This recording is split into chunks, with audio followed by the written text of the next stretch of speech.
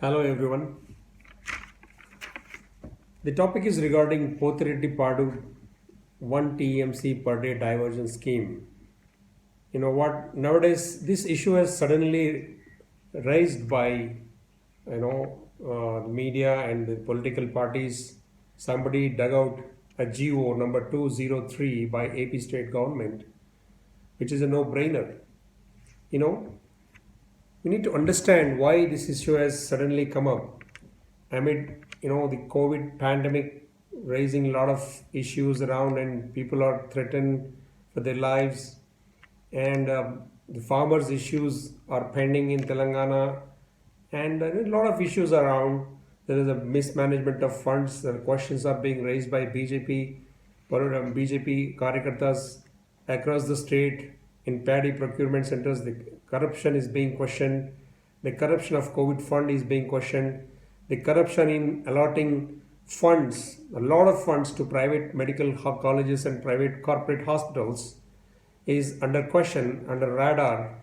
And now there is no accountability for all the funds, and there is no accountability for their performances by even their agriculture ministry as well as the marketing department in cases of farmers.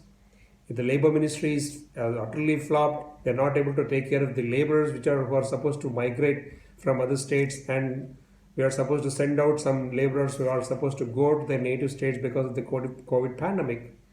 Now, in spite of KCR always claiming that he is the only God under the sky doing greatest things in entire India, no other state is doing, and entire country and the whole world is following his model, and I don't understand why he's a failure in following a model which is already successfully created by Modi in Gujarat and Madhya Pradesh and other places by BJP government.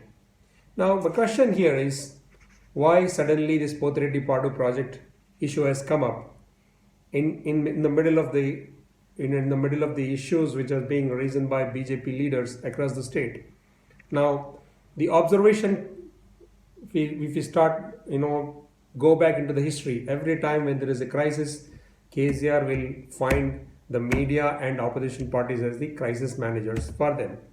Now, everybody will know, everybody understand that there is a Krishna Water Management Board, and they are supposed to give guidelines, and both the states are following the norms.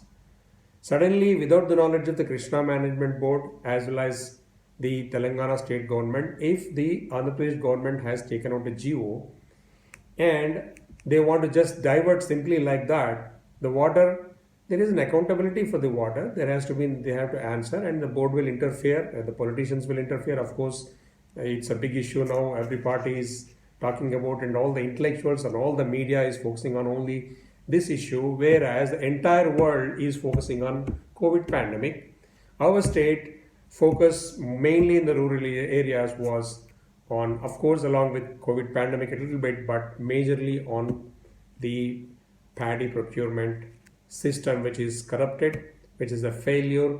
All the farmers are going through a lot of issues, a lot of problems. For the last 2 to 3 weeks, there are poor paddy farmers who are waiting the paddy to be lifted from the market yards to the FCI godowns. Though the central government has issued clear guidelines that they will take care of the entire cost involved in procuring the paddy, including the maximum support price as well as including the middleman agent commission as the cooperative societies, it could be IKP centers, it could be PSCS. There is a 2.5% per ton, per quintal, 2.5% at the rate of given by the central government. All the